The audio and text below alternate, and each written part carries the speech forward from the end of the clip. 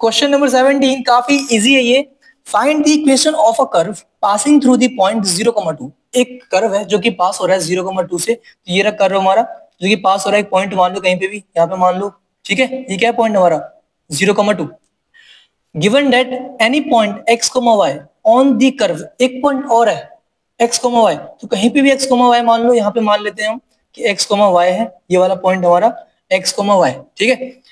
On the curve फिर कहा गया है the product of slope of its tangent. ये हमारे पास क्या है टेंजेंट। टेंजेंट क्या होता है जो कर्व को टच करके निकल जाता है। तो इसकी स्लोप की बात हो रही है, तो टेंजेंट का स्लोप हमेशा dy/dx होता है। ओके, तो dy/dx। तो क्या करना है, प्रोडक्ट मतलब होता है मल्टीप्लाई स्लोप का, किसका स्लोप टेंजेंट का, मतलब dy/dx का and y coordinate of the point.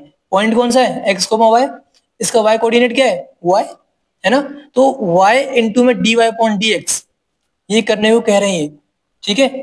Equal है x कोऑर्डिनेट के, x कोऑर्डिनेट क्या है हमारा x ऑफ दी पॉइंट, ठीक है। तो हमें क्या दे रखा है, हमें कहा गया है कि y इंटू dy/dx की वैल्यू है हमारे पास x। चाहो तो आप फिर से पढ़ लो।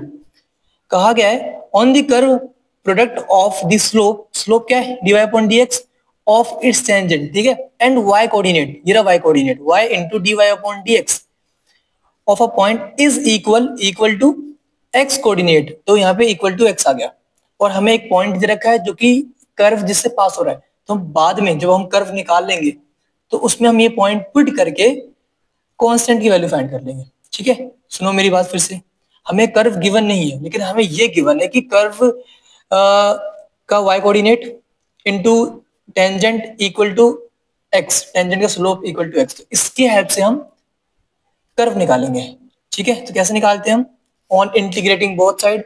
तो इंटीग्रेशन करने से पहले x कोऑर्डिनेट और y कोऑर्डिनेट, मतलब x और y सेपरेट कर लो। तो यहाँ पे क्या आएगा y dy equal x dx। Okay, on integrating both side, जल्दी से दोनों साइड इंटीग्रेशन लगा दो।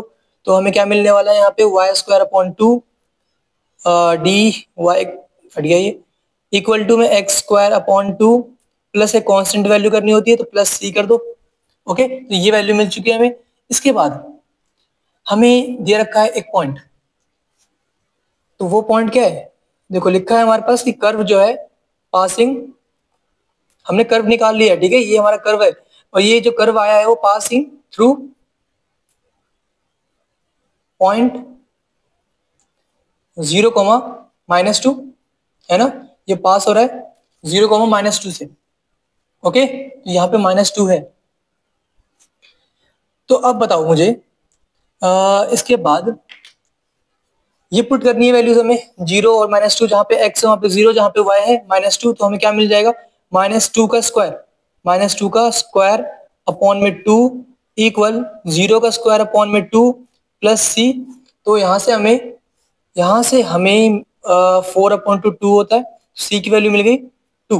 ओके, तो कांस्टेंट की वैल्यू 2 मिल चुकी है। तो हमें करना क्या है, इसके अंदर पुट करना है और हमारा आंसर कंप्लीट। तो इसमें पुट कर दो, ठीक है। तो हमें आंसर क्या मिल जाएगा, हमारा आंसर आने वाला है y²/2 equal x²/2 plus 2। Okay, ये हमारा आ चुका है equation of the curve. Equation of the curve लिख दो यहाँ पे, ये क्या है हमारे पास इक्वेशन ऑफ द कर्व। और अगर आपको बुक से मैच करना है ना तो एक काम कर सकते हो, आप इसको थोड़ा सिंप्लीफाई कर लो, बुक से मैच करना चाहते हो तो, नहीं तो आंसर करेक्ट है, ठीक है ना। तो एलसीएम ले लो बस। तो यहाँ पे क्या आने वाला है y² equal to x² plus का 4, ठीक है, एलसीएम लिया है। तो इस यहाँ पे 2 आएगा डिवाइड में, यहाँ पे भी 2 डिवाइड में कैंसिल हो गया, ये आ गया, और सब कुछ उस साइड ले जाओ। तो हमें y² - x² - 4 इक्वल टू 0 मिल जाएगी। ये हमारे पास बुक से मैच होने वाला आंसर आ गया, ठीक है।